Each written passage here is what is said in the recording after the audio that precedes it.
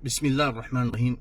Dhaamsi kuni Oromoo Islaamaa tan dhugaan laa ilaaha illallah Muhammadur Rasulullah jettu qofa ilaallata jechuudha.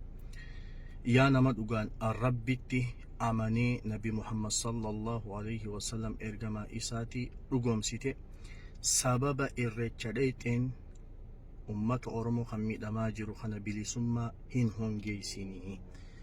Akkamitti namni sababa achi dhaqeen bilisummaa dhabaa, bilisummaa barbaadaafuu achi dhaqu jirraa miti jechuun kan ol. Nuti akka Islaamaatitti Rabbitti amanna.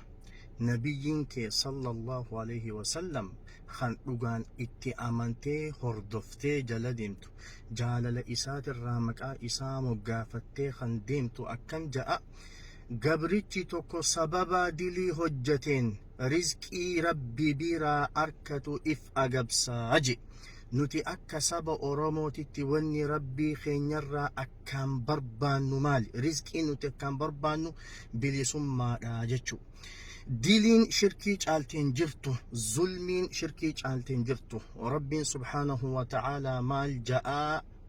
إن الشرك لظلم عظيم. شركي هجتون ظلمي أوليتي سبب دبقرتي أتي شرك اللي قلوبات بكا إدو شركين اتهجة تسان لكو خيتين رزقي سلا أمني أرمو رب الرابر بادوهن أجب سيني شير قوليتي وبلين كتنجه. السلام عليكم ورحمة الله وبركاته.